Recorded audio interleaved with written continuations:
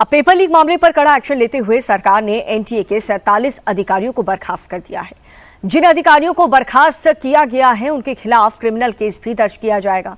सूत्र ये बता रहे हैं कि ये कदम एनटीए में बड़े पैमाने पर हो रहे बदलाव के तहत उठाया गया।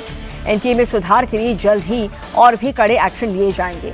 इससे पहले गुरुवार को सरकार ने शिक्षा मंत्रालय के 2 सचिवों को बदल दिया था।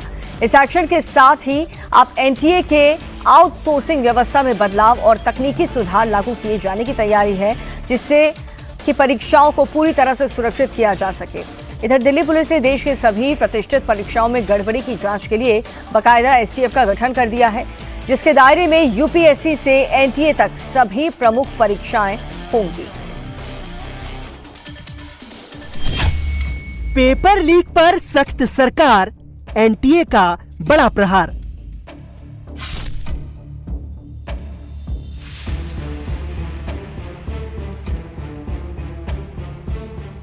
एनटीए का बड़ा एक्शन, 47 अफसरों पर गिरी गाज।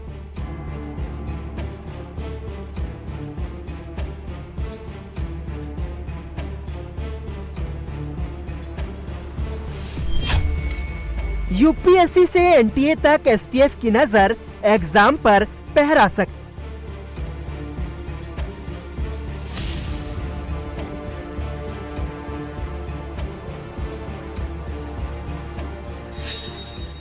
नीट पेपर लीक पर बढ़े बवाल के बाद अब सरकार के सामने देश के प्रतियोगी परीक्षाओं की प्राइवेसी बनाए रखने और एजुकेशन सिस्टम को फुल प्रूफ बनाने के लिए एक्शन पर एक्शन लेना शुरू कर दिया है।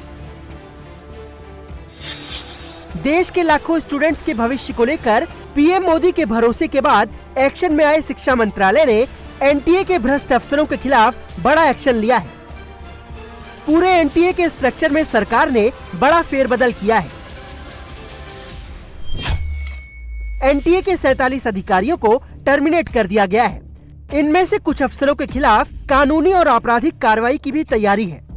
केंद्र सरकार ने जिन अधिकारियों को एनटीए से बर्खास्त किया है, उनमें से कई अफसरों पर पेपर लीक में शामिल होने का शक है। शुक्रवार को सरकार ने एनटीए के 47 अफसर हटाए, तो इससे पहले गुरुवार को शिक्षा विभाग के 2 सेक्रेटरी को भी हटा दिया गया। एनटीए में सुधार के लिए सरकार और भी बड़े और कड़े कदम उठाने की तैयारी में है।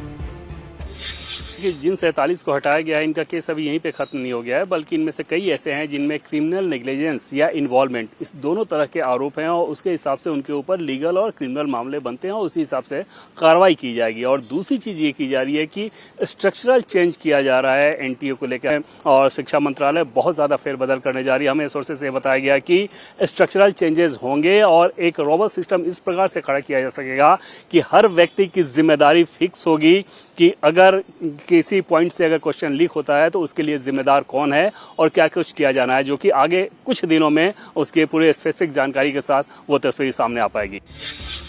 नीट पेपर लीक के बाद एनटीए की क्रेडिबिलिटी पर सवाल उठ रहे हैं।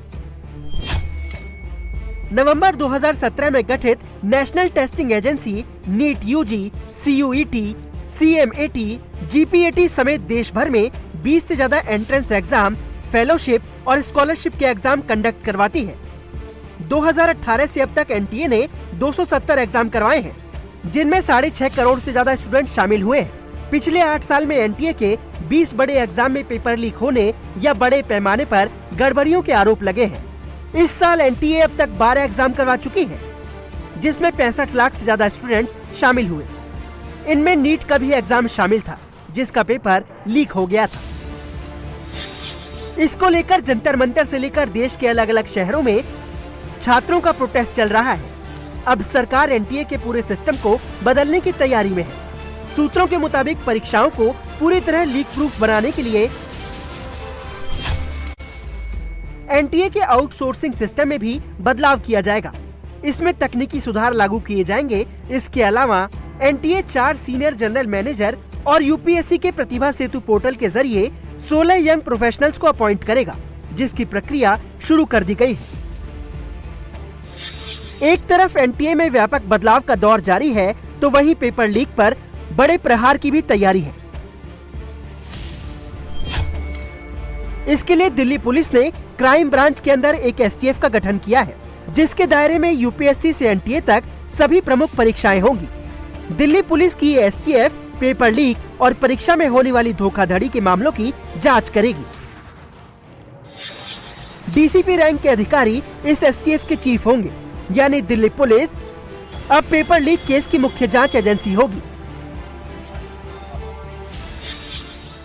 अब दिल्ली पुलिस ने एसटीएफ बनाने की घोषणा कर दी है और सबसे बड़ी बात यह है कि इस एसटीएफ के पास जांच करने का अधिकार क्या क्या है, कौन कौन से एग्जामिनेशन, यूपीएससी जो एग्जाम कंडक्ट करवाती है वो उनका जांच कर सकती है, एनटीए के द्वारा जो एग्जाम्स कंडक्ट करवाए जाते हैं उनका जांच हो सकता है। इसके साथ साथ रेलवे के एग्जामिनेशन जो होते हैं जिसमें लाखों बच्चे पार्टिसिपेट करते हैं उसका जांच करेगी एसटीएफ।